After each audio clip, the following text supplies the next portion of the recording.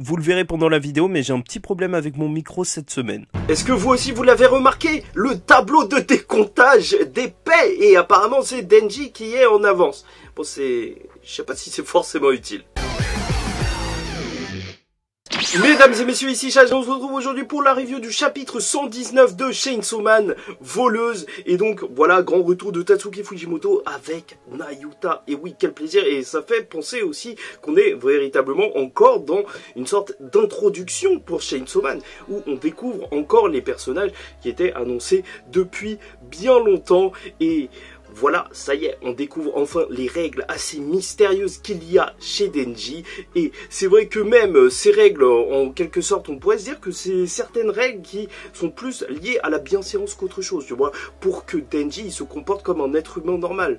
C'est ce que on aura comme remarque de la part d'Asa à plusieurs reprises, parce que tu vois, ouvrir le frigo chez les gens sans autorisation, c'est pas forcément quelque chose de complètement zinzin à demander. Donc ça se trouve que Nayuta veut juste que Denji se comporte plus comme un être humain normal, ou peut-être que c'est autre chose. Et bien entendu, une règle va être enfreinte lors de ce chapitre, et je me demande si toutes les règles ne vont pas être enfreintes par Nayuta, par Asa ou Denji. Enfin, pas Nayuta, parce que Nayuta, elle dirige les règles, mais je sais pas, peut-être Haruka qui est parti les espionner en ouvrant une porte qui se trouve à côté, peut-être bien, on sait pas. Et donc, on va arrêter de tourner autour du pot. Quelles sont ces règles? Avec donc la première règle, dès qu'on va arriver chez lui, tu vois, maison un petit peu voilà, classique, avec plusieurs appartements. Et la première règle, c'est donc de ne pas ouvrir les autres portes que celles de chez lui. Ce qui semble assez logique. Mais c'est vrai que au-delà de ça, on peut se dire qu'il se cache peut-être des choses. Ça se trouve qu'il vit avec des omnidémons qui sont dans le bâtiment, ou que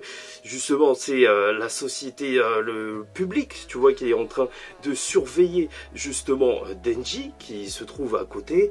Autre chose, je ne sais pas, c'est assez mystérieux tout de même. Et donc, la deuxième règle, lorsqu'ils vont entrer, alors déjà, c'est vrai que je pense que tu l'as ressenti un petit peu, cette hype de voir l'appartement, et au final, bah voilà, il y a des jeux d'enfants, c'est un appartement assez lambda, assez normal, et hormis le tableau de paix, c'est vrai qu'il y a cette histoire de deux plantes qui appartiennent à chacun, donc Denji et Nayuta, et tu vois que Denji a l'air de bien s'en occuper, alors que Nayuta, pas trop. Est-ce que c'est un foreshadowing que leur âme, elle est pas très bien, surtout celle de Nayuta? Peut-être bien, ou qu'elle a encore du mal avec les relations avec d'autres personnes hormis les chiens, je ne sais pas. Et donc la deuxième règle, ce ne sera donc de ne pas ouvrir le frigo. Ok, et donc on peut se demander ce qu'il cache à l'intérieur. Est-ce qu'il cache un truc véritablement, ou encore une fois c'est juste pour éduquer Denji? Ça se trouve qu'il y a encore de la viande de Makima. Non, je pense pas, parce qu'il devait l'avoir terminé. Mais peut-être qu'il mange d'autres personnes, hein. C'est pas cher de manger les gens qu'on vient de tuer. C'est vrai que c'est bizarre en fait. Je sais pas si je la garde au montage, j'espère que j'oublierai de la laisser.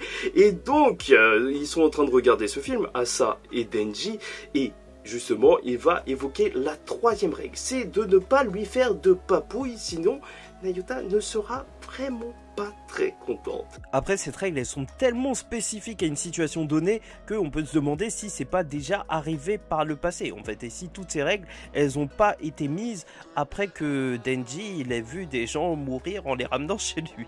Et à partir de ce moment-là, c'est assez mystérieux, mais voilà, Asa, elle va dire que de toute façon c'était pas dans son objectif, enfin tu connais, c'est normal, les sentiments, c'est un petit peu compliqué, on est encore une fois dans ce school life amourette et tout, on est en plein shoujo, on est bien. D'ailleurs le danger il est réciproque du côté d'Asa, étant donné que Yoru veut tuer Denji, et c'est pour ça qu'il y a un côté assez tragique à leur relation. Et bien entendu, Denji, face à ça, il va se dire, ah ouais, en fait elle m'aime pas, moi je pensais que c'était bon, qu'est-ce qui est en train de se passer, tu vas le voir réfléchir. Et au final, ça montre aussi une certaine forme d'évolution de Denji, dans le sens où, en vrai, est-ce que à l'ancienne, tu l'aurais vu penser tant que ça, justement, à ce que pensent les autres de lui, ou même ce que ressentent les gens pour lui? En vrai, à l'ancienne, il aurait fait, bon, bah, elle m'aime pas, ou elle m'aime bien, et là, il se demande même pourquoi lui, en fait, qu'est-ce qu'il aurait fait de mal? Et ça, je trouve que c'est une assez grande évolution. Bon, il dit qu'il pue le chien mouillé, puis, je tiens à vous dire un truc, c'est que c'est très personnel, là je suis malade, je suis un peu KO, je sais pas, et en plus c'est réconfortant la capuche, mais dans tous les cas, l'odeur de chien mouillé, c'est un truc vraiment que je déteste. Vraiment, ceux qui ont côtoyé des chiens, ils savent que en vrai ça peut être très désagréable. Et surtout, je connaissais des gens qui rentraient du rugby et qui sentaient le chien mouillé. Je sais pas pourquoi, je sais pas comment. Bon, en vrai, c'est mon petit frère, ça se fait pas de dire ça. De toute façon, je pense qu'il va pas regarder cette vidéo.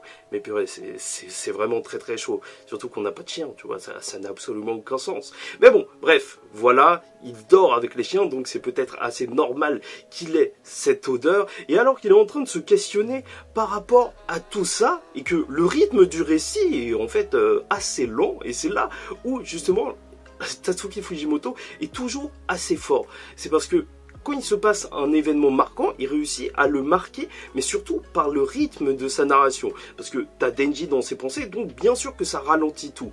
Mais juste après, donc tomber sur Asa, et même pas juste Asa, mais Yoru qui a pris le contrôle, qui embrasse Denji, parce qu'elle sait que, voilà, Asa, elle ment, elle apprécie Denji, et qui l'embrasse, bah en fait il y a un côté screamer, tu vois, tu vois la patte, tu fais waouh, qu'est-ce qui est en train de se passer, et bim, elle lui fonce dessus. Bon, tu vois que lui aussi il est assez choqué.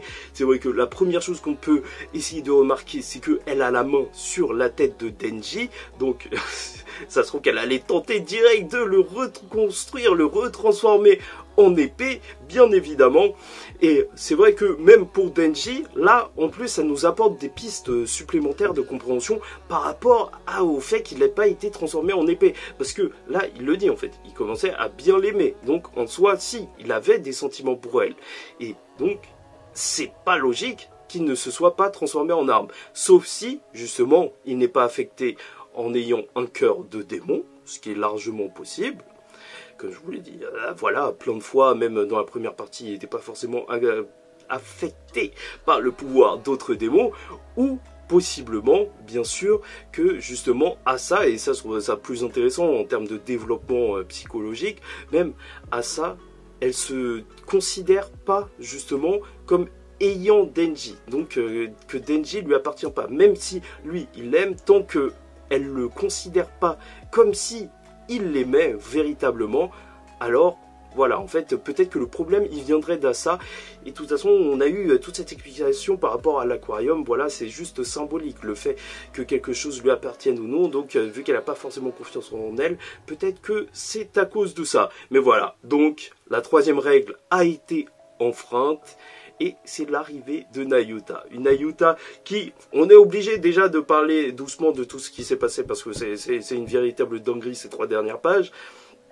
Déjà, elle était en train de promener les chiens. Je vois que peut-être qu'on peut voir qu'elle a un petit peu moins de contrôle que Makima. Ils ont l'air moins ordonnés entre guillemets. Peut-être que justement ça montrerait qu'elle a moins de contrôle pour l'instant même sur ses propres capacités. Quand elle rentre, elle va directement traiter Asa de voleuse. Normalement, voilà, donc peut-être pour lui avoir volé son frère, peut-être qu'on est face à une vraie relation d'amour fraternel, et surtout elle va lui tirer dans la tête comme ça, et bien sûr, ça fait flipper, parce que ça fait penser à Makima, et là on peut dire que Denji, il n'a pas assuré. Kishibe lui avait demandé une chose, d'élever Nayuta pour qu'elle ne devienne pas Makima. Et là, qu'est-ce qu'on voit? Elle a la même coupe de cheveux, tu sais, la coupe avec la tresse là, que les mamans dans les shonen ont. Ben voilà, elle a ce côté directif, et ça fait extrêmement peur. Et en plus de ça, bien sûr, il n'y a pas juste ça. Il y a aussi tout le fait que, justement, il y a les chiens qui sont accrochés par rapport à une ceinture qui est autour de son ventre. Ça nous rappelle bien évidemment Makima. Tout nous fait penser à Makima, même sa silhouette. En fait, si tu fais pas attention, tu fais purée, mais comment ça se fait que Makima est revenu? Ça te casse la tête. Et bien sûr, c'est juste incroyable. Retour de Nayuta. Nayuta, de leur côté, en tout cas pour l'instant, ça va pas trop le frère. Est-ce que, justement, elle sera donc un des 4 cavaliers de l'Apocalypse, comme ça a été longtemps théorisé, et donc il va y avoir la grosse discussion, qu'est-ce que tu fais avec mon frère, ma soeur, tu vois, un petit délire bizarre, pourquoi pas? Sait-on jamais. D'ailleurs, n'hésite pas à liker ou disliker cette vidéo, commenter, me donner ton avis en commentaire sur tout ça et t'abonner. Et je terminerai sur ça, parce que bien sûr qu'on pourrait penser que donc c'est le retour de Makima et que Denji il n'aurait pas forcément réussi à changer Nayuta, mais je pense pas vraiment. En réalité, il y a eu tout un message en plus de la personnalité justement de Makima qu'elle avait dans la première partie. Ce qui était important, c'était aussi de se souvenir des paroles de Pochita qui disait que peut-être qu'elle voulait juste des câlins. Et peut-être que cette affection, justement, elle rend la chose différente. Peut-être que, bien sûr, elle veut avoir le contrôle sur Denji, mais cette fois, un contrôle pas justement dans la domination, mais plutôt quelque chose d'affectif, même si elle s'y prend mal. Et je l'espère de tout cœur. Voir une belle relation entre frères et sœurs, et pas forcément ce qu'on a vu dans Fire Punch. Dans tous les cas, ça y est, c'est une histoire qui est totalement logique en réalité. Une histoire de l'adolescence. L'adolescence, cette belle période où tu es en train de sortir avec un des 4 cavaliers de l'apocalypse et que ton ex-démon de la domination arrive et lui tire une balle de chaîne dans la tête. C'est totalement normal.